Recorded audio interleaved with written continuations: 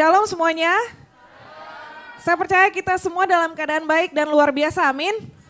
Haleluya. Langsung aja tanpa bertele-tele, karena waktu yang sangat-sangat terbatas, saya harus bikin ini cepat, singkat, padat. Dalam tempo yang sesingkat-singkatnya harus diselesaikan. Oke, kalau kita lihat gambar di layar, saudara udah tahu kira-kira bayangannya saya bakal khotbah apa? Tahu ceritanya tentang tembok Yeriko? Kalau gitu khotbahnya selesai. Tahu ya cerita sekolah minggunya, tahu ya? Oke, untuk menyingkat waktu saya cerita singkat versi sekolah minggu dulu, 1-2 menit ini untuk mengingat kembali apa yang terjadi di kota Yeriko ini. Jadi kota Yeriko adalah kota yang dikelilingi oleh tembok yang cukup tebal sebagai pertahanannya. Dan waktu itu bangsa Israel dipimpin oleh Yosua diperintahkan sama Tuhan untuk mengalahkan kota ini, menaklukkan kota ini. Dan ini adalah kota pertama yang mereka harus kalahkan setelah mereka keluar dari negeri Mesir, keliling-keliling di padang gurun, Tuhan bawa mereka masuk ke tanah perjanjian dan ini adalah kota pertama yang harus mereka taklukkan. Ya, di mana kota ini sangat terkenal dengan temboknya, pertahanannya yang begitu mantap begitu. Ya, terus singkat ceritanya banget. Bangsa Israel disuruh sama Tuhan ngapain cara untuk mengalahkan kota ini? Ada yang ingat? Dikelilingin, ya kan? Dengan cara dikelilingin. Endingnya siapa yang menang? Pasti jagoan menang. Bangsa Israel menang dengan mengalahkan kota ini. Caranya gimana setelah dikelilingi, apa yang terjadi di hari terakhir? Nah, temboknya roboh, beneran dah selesai. Udah tahu semua ceritanya. Oke, ceritanya begitu. Komplitnya kita nanti saudara PR baca di kitab Yosua pasal yang ke-6. Oke, saya anggap kalian semua udah ngerti semua urutan ceritanya yang terjadi di kota ini, apa yang terjadi dengan tembok Yeriko. Tapi hari ini saya bukan cerita versi sekolah minggu, tapi biarlah kita mendapatkan yang jauh lebih lagi dari apa yang kita tahu sekedar cerita. Karena firman Tuhan itu sangat kaya, setiap peritilan-peritilannya Tuhan tuh pengen ngomong sesuatu buat setiap kita. Ya, dan biarlah hari ini kita bisa menangkap jauh lebih banyak dari apa yang selama ini kita udah tahu. Amin. Nah, saya mau cerita dulu tentang temboknya ini dulu ya saudara ya. Tembok Yeriko yang kita tahu, tembok itu biasanya tembok tuh kan kayak gini ya, tembok satu lapis tembok. Tapi tembok Yeriko tuh bukan cuma hanya tembok sekedar tembok dari batu bata yang cuma satu lapis batu bata seperti ini, tapi temboknya tuh sangat-sangat tebal. Saya coba pelajari, saya tuh kalau khotbah kepengennya ngegali, pengen tahu lebih detail lagi benerannya tuh kayak apa. Kami pernah pergi ke Israel, dibawa sama tour guide-nya pergi ke kota ini dan ditunjukin sama tour guide-nya, ini loh reruntuhannya tembok Yeriko. Ada sih reruntuhannya, tapi ya cuman batu-batu bertumpukan kayak di Makau rubuhannya gereja itu ya. Ya cuman tembok batu-batu kayak gitu, kurang jelas seperti apa gitu. Tapi waktu coba pelajari ternyata saya mendapatkan penelitiannya orang-orang, ya entah ini benar apa enggak, ini hasil penelitiannya mereka. Bukan penelitian saya sendiri gitu ya. Tapi hasil penelitiannya membuktikan bahwa tembok Yeriko itu sangat-sangat tebal. Tebalnya itu ternyata bukan hanya satu lapis, tapi temboknya itu ternyata ada 2 lapis. Lapisan luar, lapisan yang pertama, itu tebalnya itu adalah 6 feet. 6 feet adalah 6 kotak lantai yang kalian injak ini.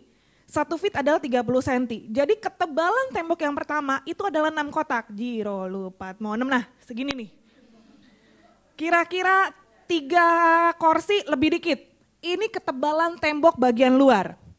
Terus dari tembok bagian luar ke tembok bagian dalam itu ada jarak sekitar 12 sampai 15 feet. Double-nya ini, jadi ini ada rongga, ada jarak. Setelah itu tembok yang bagian dalam itu sekitar 12 feet lagi. Jadi lebarnya itu lebar banget, makanya gak heran kalau Alkitab mencatat Rahab, kenal nama Rahab, yang menyelamatkan kedua pengintainya bangsa Israel, itu rumahnya nangkring di atas tembok Yeriko. Jadi kalau dikatakan seperti itu, ya jelas aja itu rumahnya gede banget. Kalau di Hong Kong mah mahal tuh rumahnya. Ya, uang satu kotak gini aja di Hong Kong mahalnya nggak kira-kira. Gaji kalian 1 bulan nggak bisa beli 1 kotak ini loh. Nggak cukup. Ya, jadi itu ya bayangannya. Temboknya itu ternyata sangat tebal dan itu yang bangsa Israel pada waktu itu hadapi. Tembok yang begitu tebal yang harus mereka runtuhkan sebelum mereka menjarah, menaklukkan, masuk ke dalam kota Yeriko di mana di situ ada berkat-berkat yang Tuhan sediakan, ada tembok yang begitu tebal yang kelihatannya dari luar kayaknya nggak mungkin untuk bisa dihancurkan, untuk bisa dirobohkan, tapi ternyata kita tahu bahwa sejarah bukan hanya sejarah, Alkitab mencatat tembok itu runtuh yang begitu tebal itu. Kebayang betapa dahsyatnya Tuhan kita untuk merobohkan tembok itu? Amin. Nah, hari ini yang kita mau belajar adalah bukan bagaimana caranya kita merobohkan tembok rumah majikan, bukan. Bagaimana caranya merobohkan tembok ini, kita jebolin pakai apa gitu ya. Bukan tembok itu yang kita bicarakan karena tembok di sini berbicara bukan soal hal yang jasmania, tetapi tembok di sini bisa jadi buat kita saat ini sekarang adalah tantangan, masalah yang harus kita hadapi sebelum kita menjarah berkat-berkat Tuhan, janji-janji Tuhan yang ada, berkelimpahan yang ada di dalam kota yang Tuhan sediakan buat setiap kita, ada tembok yang menghalangi di depan kita, itu yang harus kita kalahkan. Next slide ketiga. Peperangan kita bukan melawan darah dan daging. Kita tahu sekali ayat ini, tetapi peperangan kita, perjuangan kita melawan pemerintah-pemerintah, melawan penguasa-penguasa, melawan penghulu-penghulu dunia yang gelap, melawan roh-roh jahat di udara. Jadi saat ini yang kita hadapi, tembok-tembok yang kita hadapi bukan yang kelihatan secara kasat mata. Apa yang menjadi tembok kita saat ini? Masalah, majikan, keluarga, hubungan, bukan orangnya yang sebetulnya menjadi musuh kita, yang menjadi tembok kita.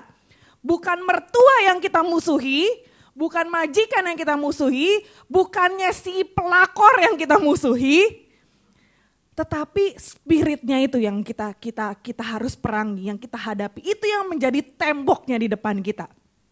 Ya, jadi kalau kita belajar hari ini bagaimana kita menghadapi tembok itu, jangan cuman pikirnya oh tembok itu adalah ya tembok itu loh tembok. Bukan itu, tapi bayangan kita adalah di sini kita harus mengerti bahwa inilah tantangan yang memang kita harus hadapi. Di mana tantangannya bukan yang terlihat secara mata, tetapi secara spirit itu perlu kita kalahkan. Amin. Nah, jadi tema hari ini naik ke slide yang kedua. Hari ini saya kasih temanya ini saudara. Tembok Yeriko. Tembok Yeriko. Karena janji kemenangan Tuhan sudah berikan buat setiap kita. Seberapa tebalnya pun masalah kita, berapapun tebalnya tantangan yang harus kita hadapi. Percaya, hari ini kita akan belajar. Kita akan mengalahkan tembok-tembok yang ada di depan kita. Amin. Lanjut. Nah saudara, selain daripada tadi kita ngomong secara rohani, peperangan secara rohani tembok itu, tetapi ada lagi hal yang lain yang kadang-kadang kita terlalu udah rohani banget ya, apalagi orang-orang GBI itu udah sangat-sangat rohaniwati banget gitu kan ya. Jadi tiap kali apa-apa kita tengking ini roh ini gitu ya. Roh ngantuk aku usir dalam nama Yesus. Kalau ngantuk mah bukan roh kali.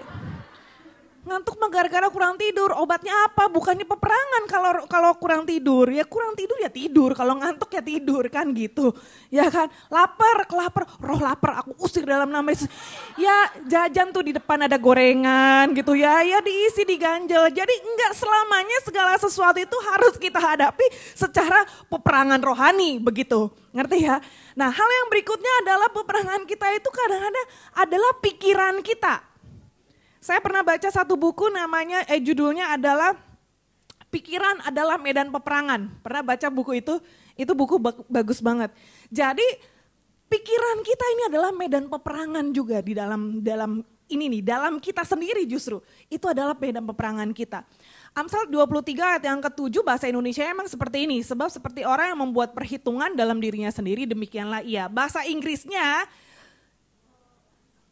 ya semuanya jago lah bahasa Inggrisnya. Bahasa Inggrisnya saya bahasa Indonesiain lagi. Ya, sebab sebagaimana dia berpikir dalam hatinya, demikianlah dia begitu. Ya, kalau kita pikirnya gimana ya jadinya gimana gitu loh. Gampangnya gitu ya. Jadi seperti yang kita pikirin ya terjadilah seperti itu. Istilahnya terjadilah sesuai dengan apa yang kita pikirin. Kalau Alkitab bilang terjadilah sesuai dengan imanmu, terjadilah juga sesuai dengan apa yang kita pikir. Paling gampang contohnya gini, kalau kita udah mikir orang ini nyebelin. Ya, pikirannya udah gitu ya, belum apa-apa udah ada di pikiran kita. Ini orang nyebelin. Saya nggak nunjuk yang di sini, yang ini aja. Biar nggak ada yang terintimidasi ya. Ini orang nih nyebelin nih. Dia belum ngapa-ngapain karena pikiran kita udah ngomong ini orang nyebelin. Apapun yang dia bikin, penerjemahannya di otak kita adalah nyebelin. Perasaannya di hati kita adalah nyebelin. Tindakan yang dia lakukan semuanya. Karena pikiran kita bilang dia. Tapi sebaliknya, kalau kita pikir ini orang keren banget. Wah, di sini kan kalau yang keren tunjuk kalian. Ini orang baik banget, ini orang cakep banget, ini orang aduh hatinya luar biasa. Walaupun dia salah, walaupun dia kerjanya yang gak bener, karena pikirannya udah ngomongnya gitu, apa juga kita belain. Karena apa? Ini pikirannya nih. Nah, jadi pikiran kita ini kadang-kadang ini jadi medan peperangan juga. Ini yang jadi temboknya, bukan yang ada di luar, ini yang di dalam. Ini yang kadang jadi temboknya buat kita sendiri, peperangan di dalam pikiran kita sendiri yang harus kita taklukkan. Amin. Ya, nah jadi banyak kali pikiran kita ini mempengaruhi juga apa yang terjadi, masalah yang ada di luar. Terjadinya gara-gara apa? Gara-gara pikiran kita. Orang Hongkong mah bilangnya lam toco. Salah kali pronounce mungkin salah kali ya, nggak pas banget. Lamnya lam mikir maksudnya. Mikirnya kebanyakan, mikirnya overthinking. Nah, gara-gara apa? Gara-gara pikiran kita sendiri. Majikannya berusaha maksudnya baik, tapi karena kita pikirnya majikan gue mah hofana. Jadi apapun yang dia kerjakan, kita mikirnya udah hofana. Bobo ini emang cerewetnya minta ampun. Itu pikiran kita udah begitu tuh ngesetnya nih. Jadi dia ngomong dikit pun kita terjemahannya cerewet ah. Padahal dia ngomongnya baru dikit. Karena apa? Karena pikiran kita ini. Jadi pikiran ini juga mesti ditaklukkan. Bagaimana cara menaklukkannya? Taklukkan di bawah firman Tuhan. Amin. Oke, itu tadi baru intro ya. Belum mulai khotbah ya. Oke, sekarang baru kita siap-siap mulai masuk nih. Oke, kita mau belajar sekarang, kita lihat bagaimana waktu bangsa Israel mulai mengelilingi kota Yeriko ini ya, tembok Yeriko ini. Dari ayat yang ke-2, Yosua pasal yang ke-6. Tolong janji kepada saya saat ini nanti pulang baca lagi secara komplit Yosua pasal yang ke-6. Yang mau berjanji seperti itu boleh cung. Baca ya. Cut, malaikat tuh catat no. Ya, baca ya. Biar dapatnya lebih komplit gitu loh. Oke, pasal yang kedua ini belum mulai perang, belum mulai. Tapi waktu belum mulai perang, belum mulai jalan, belum mulai ngapa-ngapain, Tuhan udah ngomong sama Yosua sebagai pemimpin pada waktu itu. Tuhan ngomong, ketahuilah aku serahkan ke tanganmu Yeriko ini beserta rajanya dan pahlawan-pahlawannya yang gagah perkasa. Kenyataannya udah diserahkan belum? Tapi kok Tuhan bilang aku serahkan nih, aku serahkan ke dalam tanganmu. Kota Yeriko ini, rajanya, pahlawannya, semuanya aku serahin sama kamu. Belum mulai perang, Tuhan baru mau kasih instruksi bagaimana cara pelaksanaannya. Tapi Tuhan di awal, in advance, Tuhan udah kasih janji kemenangan. Amin.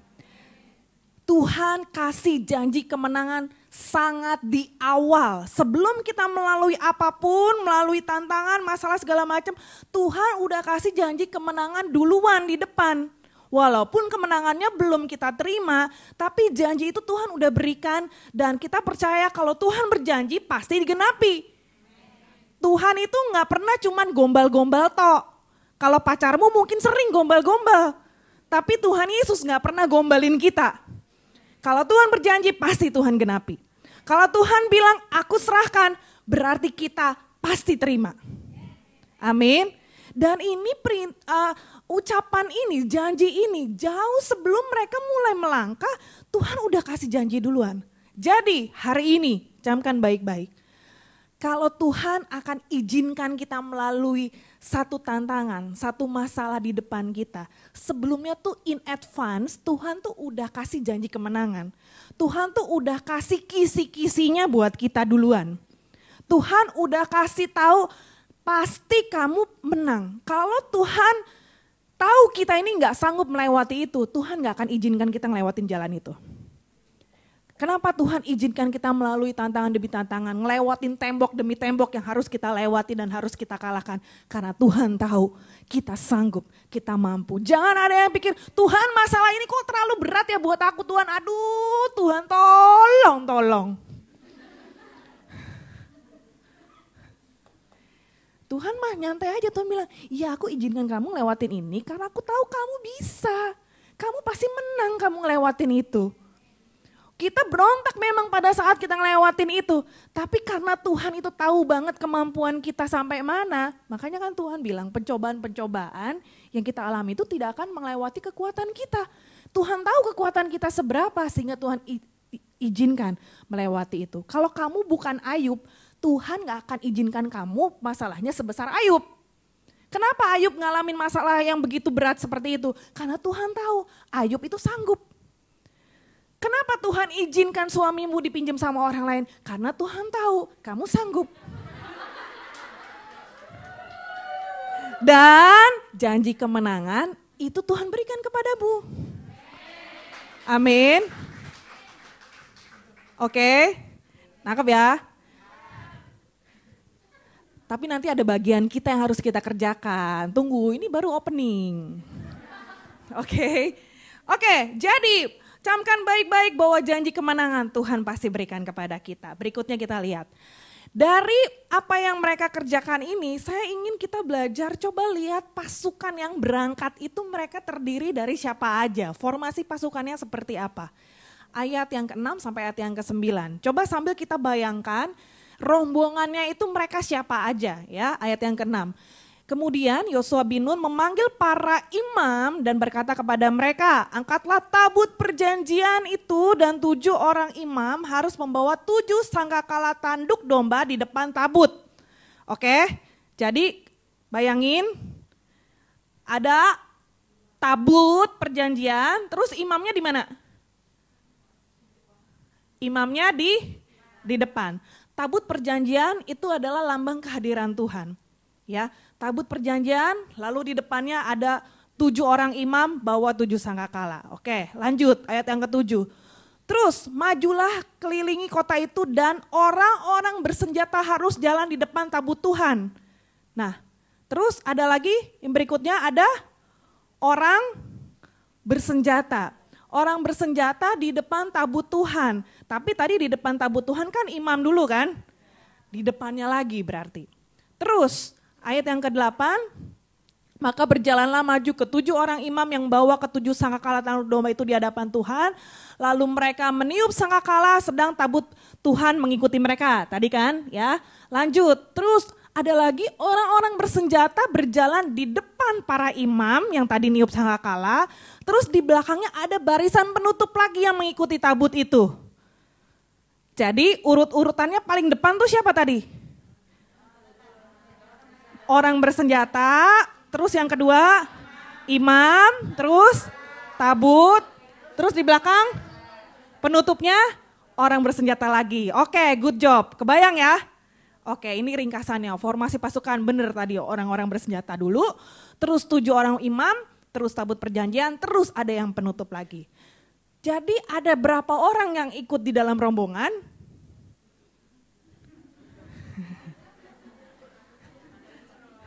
Ada berapa?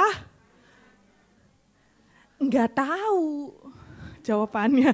Karena nggak dicatat di situ. Ya kan? Yang tahu kan cuman pembawa imam kan 7. Kalau tabut ya 4 lah, kan tabutnya kan diusung. Kiri, kanan, sama belakang gitu kan. Tapi orang-orang bersenjatanya ada berapa itu kita nggak ada yang tahu tuh jumlahnya berapa. Tapi di ayat yang ketiga dari Yosua pasal yang ke-6 dibilang kamu harus mengelilingi kota itu ya ini semua prajurit. Bukan separuh prajurit, tapi semua prajuritnya orang Israel itu harus ikut di dalam rombongan. Nah, karena nggak dicatat di Alkitab, saya coba cari tahu lagi. Saya tuh suka penasaran kalau yang kayak gini-gini. Supaya kita bisa lebih ngebayangin, jadi sebenarnya nih rombongannya berapa banyak sih? Pernah mikirin nggak kalian? Nggak pernah kan? Oke, sekarang kita mikir sama-sama yuk. Nah, bangsa Israel waktu keluar dari Mesir itu kira-kira jumlah mereka ada 2 juta orang. Keluar dari Mesir, muter-muter di padang gurun itu 2 juta orang. Termasuk laki-laki, perempuan, anak-anak itu 2 jutaan orang tuh. Terus mereka kan muter-muter di padang gurun kan. 40 tahun kan. 40 tahun itu mati kabeh. Itu mati semua akhirnya. Cuman 2 orang yang masih tetap tinggal. Akhirnya masuk ke tanah perjanjian, tinggal Yosua dan Kaleb. Jadi bisa diasumsikan Yosua dan Kaleb tuh paling senior di situ. Yang lain generasinya lebih muda-muda semua yang pada baru lahir di padang gurun. Nah, saya coba cari tahu dan saya mendapatkan bahwa ini perkiraan ya, yang masuk ke tanah perjanjian kira-kira ada 600.000 orang. Dari 600.000 orang, kira-kira yang jadi prajurit itu ada 8.000. Oke, jadi kalau dibilang semua prajurit harus ikut, kira-kiranya ini kira-kira loh ya, ini supaya kita ada bayangan aja. Kira-kira tadi kan prajurit ada di depan sama di belakang, kira-kira di depan 4.000, terus imam, terus tabut, terus belakang 4.000 lagi. Jadi 8.000-an orang itu ngelilingin tembok kiri kok. Itu mah kalau 8.000 orang bukannya doa keliling lagi, doa kepung namanya. Ya kan? Wong kotanya cuma 2 hektar, 2 hektar dikelilingin 8.000-an orang, itu mah benar-benar kekepung semua tuh. Jadi yang kayak di film-film kartunnya sekolah minggu yang cuma orangnya dikit itu pasti jauh dari bayangan itu sebenarnya. Kalau ngikutin ini loh ya, wong semua prajurit harus ikut Prajuritnya pasti banyak, wong mau perang gak mungkin prajuritnya cuma 20 orang, itu kan gak mungkin, ya kan? Oke. Dari formasi yang kita lihat di sini, ada orang bersenjata, tentara lah ya gitu. Ada imam, ada tabut perjanjian, which is tabut perjanjian artinya kehadiran Tuhan. Dan kemudian orang bersenjata lagi. Ini kalau kita lihat formasinya seperti ini, saudara kebayangnya ini siapa? Sekarang, di zaman sekarang kita ini. Kita banget itu. Ini kan tentara. Ya kan, apalagi gereja kita, DNA gereja kita yang adalah restorasi Pondok Daud, itu dikatakan bahwa kita di gereja ini, kita itu adalah prajurit Tuhan yang gagah perkasa, yang punya gaya hidup, doa, pujian, penyembahan, bersama-sama siang dan malam, dan yang melakukan kehendak Tuhan pada, nah itu siapa yang begitu? Itu kan kita banget. Jadi, itu cocok banget, firman ini tuh cocok banget dengan kondisi kita. Yang adalah kita ini adalah tentara. Kita ini tentara guys, ingat ya. Tentara itu kerjanya perang, bukan satpam. Kalau satpam yang di bawah rumah kita itu causan. Nggak perang itu, cuman jaga pos doang. Kita lewat causan. Ada masalah, ada yang ribut, ada yang berantem, bukan dia yang nganuin kan. Dia yang cuman pencet kau doang. Polisinya yang datang, itu mah nggak perang namanya. Tapi kita ini tentara. Apalagi kalian istilahnya tentara Kristus wanita. Tentara, prajurit-prajurit Tuhan. Kita yang adalah kesukaannya doa, pujian, dan penyembahan. Jadi itu bicara kita banget. Amin. Oke, sekarang baru masuk. Lebih dalam lagi nih ya. Oke, jadi jelas-jelas ini sekarang saya lagi bawa kalian semua bayangin kita nih semua masuk di dalam formasi pasukan yang mengelilingi tadi tembok itu. Which is temboknya adalah apa, masing-masing punya penerjemahan sendiri ya. Apa tembok tantangan yang sedang kalian hadapi ya. Entah ketidakpercayaan orang-orang keluarga kita mungkin kepada Tuhan, tembok yang kita hadapi itu mungkin tembok pikiran kita yang kadang-kadang mikirnya suka ngawur dan lain sebagainya. Terjemahkan kepada kondisi masing-masing. Nah, kita yang dibawa untuk masuk mengelilingi tembok ini dan akhirnya kita harus mengalahkan tembok ini, bagaimana caranya supaya akhirnya kita menang, kita masuk ke dalam kota yang Tuhan janjikan itu. Ada 2 kunci yang saya mau bagikan hari ini. Yang pertama, kunci kemenangan yang pertama, belajar dari bangsa Israel. Kunci pertama adalah taat. Taat di sini beneran taat, bukan tuntaskan amanat agung terakhir, bukan. Taat beneran. Nurut. Lihat bangsa Israel disuruh sama nanti ayatnya bacakan ya, Yosua 6, 3-5. Hari pertama sampai hari ke-6 suruh keliling. 1 hari 1 kali, total 6 kali. 8.000-an orang itu suruh keliling 1 kali, oke. Hari kedua begitu lagi, sampai hari ke-6 begitu lagi. Hari ke-7 dong. Kalau 1 hari 1 kali aja 8.000 orang tuh, itu muternya pasti lama tuh. Apalagi 7 kali. Kebayang gak kira-kira prosesnya mereka jalan itu? Belum lagi kalau ada yang kebelet pipis nggak tahu boleh pergi dulu apa enggak tuh. Itu 7 kali ya. Kalian kalau keliling di Victoria 7 kali pakai mampir ke toilet nggak? Kita jalan 2 keliling 2 orang sama 1 kelompok penilik jalan, mana lebih cepat? Lebih dikit pasti lebih cepat, lebih banyak orang lebih lama biasanya. Ini 7 kali mereka harus kelilingin, tapi mereka nurut, mereka taat, mereka lakukan. Total mereka harus kelilingin dalam 7 hari itu 13 kali mereka keliling. Dan mereka nurut, mereka taat. Buat kita penerapannya sekarang apa? Firman Tuhan pernah katakan kan kayak gini, soal kasih, bagaimana kita bisa mengasihi Tuhan yang gak kelihatan kalau kita gak bisa mengasihi saudaramu yang kelihatan. Dalam hal ketaatan juga sama begitu. Bagaimana kita bisa taat kepada Tuhan, kepada firman-Nya, kalau kepada yang kelihatan aja kita gak bisa taat. Hello, gembalanya bilang apa? Gembalanya bilang utara, enggak aku selatan. Gembalanya bilang ayo kita ke timur, enggak aku ke barat. Lah gimana mau meraih janji-janji Tuhan? Taat sama pemimpinmu aja susah. Buat kita, kunci kemenangan kita. Dalam ketaatan, ayo taat kepada pemimpin. Pemimpin itu yang berjaga-jaga atas jiwa kita. Taat lagi kepada siapa? Kita sebagai hamba yang bekerja, taat kepada Tuhan, kepada majikan. Ya, jangan mentang-mentang udah kerja lama, udah 10 tahun, majikan yang harus taat sama kita. Yang bayar siapa woi? Halo? Ya, ini apa kata firman Tuhan begitu. Taat kepada Tuhan kita.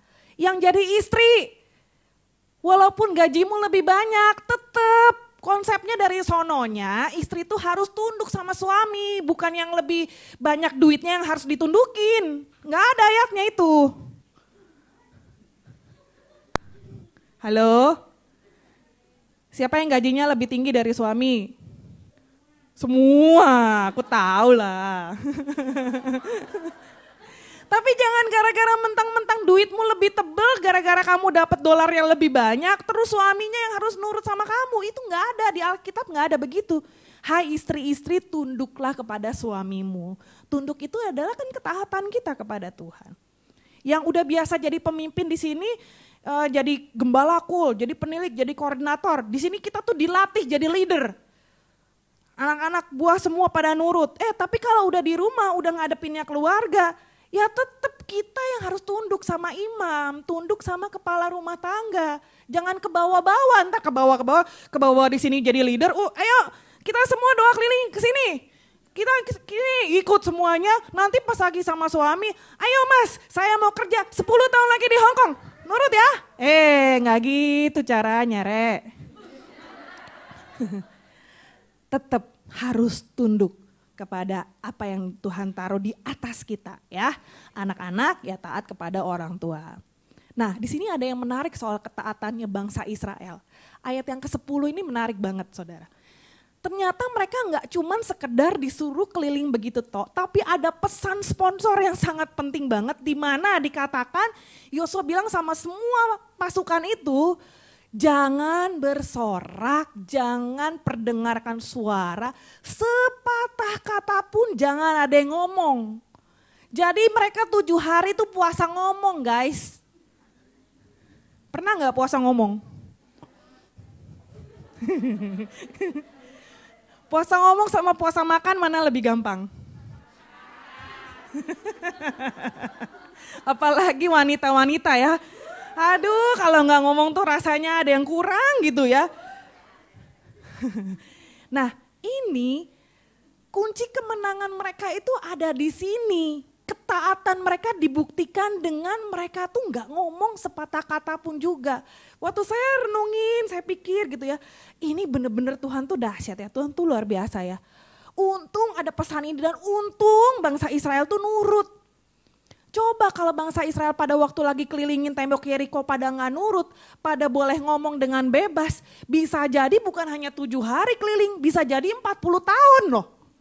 Karena kenapa? Nenek moyang mereka sebelumnya nggak ada pesan-pesan sponsor, nggak boleh ngomong ya kan. Mereka bebas bersuara, makanya mereka ngoceh mulu. Aduh nggak ada makanan nih, dikirim roti mana. Aduh bosen makan roti mulu, pengen makan daging, dikirim burung puyuh. Aduh kok nggak ada air, batu digetok ada air ya kan. Sana mereka ngomel mulu, gara-gara suka bersungut-sungut, ngomel-ngomel mulu, akhirnya muter-muterlah di padang gurun. Padahal harusnya kalau mereka puasa ngomong pada waktu itu, nggak bersungut-sungut, 2 minggu udah nyampe. Tapi 2 minggu jadi 40 tahun gara-gara suka bersungut-sungut, gara-gara mulutnya bebas ngomong, sakarep udelnya dewe, gitu kan. Sekarang dikasih aturan ini generasi yang baru. Ini generasi istilahnya zaman now mah generasi Yeremia nih. Generasi Yeremia aturannya lebih strict nih. Zaman kita sekarang kan kita melakukan kehendak Tuhan pada zaman ini, ya kan? Kehendak Tuhan pada zaman ini apa? Pada waktu zamannya Yosua mimpin dikatakan jangan ngomong ya, jangan ada yang berkata-kata, pokoknya semuanya diem. Tahun ini kita masuk dalam pay bad. Pay bad, pay itu mulut, ini kalender Ibrani ya. P itu berbicara tentang mulut. Kita sering dengar akan hal ini. Bagaimana kita harus menguasai, mengontrol apa yang kita ngomong. Tapi hari ini saya ingin sampaikan juga buat setiap kita. Bukan hanya mengontrol apa yang keluar dari mulut kita. Tapi kita juga perlu mengontrol kapan kita perlu ngomong, kapan kita harus diem. Halo? Tidak selamanya kita harus selalu jawabin. Enggak selamanya apa yang kita pikir benar harus kita sampaikan pada saat itu. Kita harus bisa ngerem mulut kita. Kapan harus ngomong, kapan enggak. Tips paling gampang adalah begini loh. Kalau mau ngomong itu pikirin dulu. Kalau dengan aku ngomong kayak gini, ngepek something enggak? Do you know what is ngepek? Ada efeknya enggak? Ada dampaknya enggak? Dampaknya merubah sesuatu enggak? Dampaknya positif atau enggak? Contoh, kalau majikan lagi ngomel-ngomel, moodnya lagi jelek nih, ngomel, terus kita tuh tahu kita harusnya bener nih. Gak penting untuk jawabin pada saat itu, karena kenapa? Gak didengar juga karena dia lagi sibuk ngomong. Pada saat itu bagian kita untuk diem.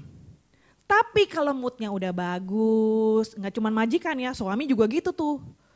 Kalau suami udah mulai nyap-nyap, ngomong mulu, udah ngoceng, udah biarin yang lagi ngomong, biarin ngomong, bagian kita sebisa mungkin, udah kita diem aja dulu. Nanti kalau timingnya udah bagus, moodnya udah oke, kita ngomong dengan kemasan yang lebih baik. Sehingga apa yang kita ngomong, ngepek yang positif. Tapi kalau sana lagi ngomong, kita ngoceh juga, lah yang dengerin siapa? Bukannya keadaan yang jadi lebih baik, malah jadi berantem dua-duanya. Ini bukan hanya soal ngomong, tapi ketikan juga sama. Kalau di sana ketikannya kesannya lagi berapi-api, wis kita meneng aja wis. Tapi kalau memang waktunya harus jawab, ngomong ya jawab. Kalau majikan lagi tanya, hari ini masak apa? Hari ini kamu mau bikin sup apa? Terus puasa ngomong, diem aja. Itu gak tepat namanya bro. Puasa ngomong, aku gak ngomong. Kesel soalnya kemarin habis ya itu kan gak tepat ya kan. Di pengkhotbah aja ada ngomong kok, ada waktunya kita berdiam diri, ada waktunya kita berbicara, oke? Terus bukan satu kebetulan juga bahwa tahun Paybat ini dikatakan juga adalah tahun Smita, tahun Sabat. Tahun Sabat itu artinya adalah hari ketujuh ya. Sabat itu ketujuh, tujuh tuh angkanya Tuhan. Ketujuh tuh waktu Tuhan menciptakan alam semesta ini hari pertama sampai hari ke-6, hari ketujuh Tuhan istirahat. Ya kan? Nah ini adalah juga dikatakan tahun Smita, tahun Sabat, tahun istirahat. Ayo tahun ini kita banyak beristirahat, banyak diem, jangan banyak ngomong Ustaz. Dah, titik. Supaya gak salah ngomong. Juga gak satu kebetulan mereka kelilingnya itu berapa kali tadi? 7 hari. Hari ke-7 kelilingnya berapa kali? 7 kali. Jadi ini Tuhan lagi didik, lagi ajar untuk penguasaan diri kuasa-kuasanya gitu ya. Maksudnya penguasaan diri yang benar-benar harus kuasain diri benar-benar. Sehingga akhirnya waktu mereka taat melakukan itu, mereka taat, mereka nggak ngomong. Akhirnya kan kemenangan Tuhan berikan kan. Waktu dibilang, oke, sekarang baru boleh ngomong, sekarang ayo bersorak. Kata-kata pertama yang mereka boleh ngomong, itu pujian kepada Tuhan. Mereka sorak-sorai, nggak kayak gini kan, begitu boleh ngomong, ya ayo sekarang kita boleh ngomong. Terus, akhirnya boleh ngomong juga, aku tuh udah kesel banget, pegel banget ini kakiku gini-gini. Nggak begitu toh.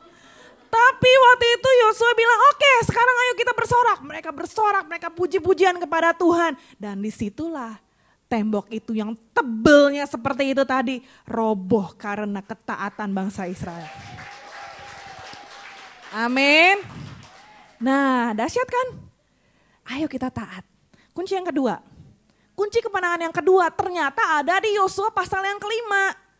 Di mana perikopnya pasal kelima itu ini juga PR tambahan. Tadi Yosua 6, sekarang tambah lagi Yosua 5. Yosua 5 itu perikopnya adalah penyunatan dan hari raya Paskah di Gilgal. Jadi sebelum Tuhan izinkan mereka menjarah kota Yeriko, sebelumnya itu Tuhan mau mereka tuh dibersihin dulu, disunat dulu.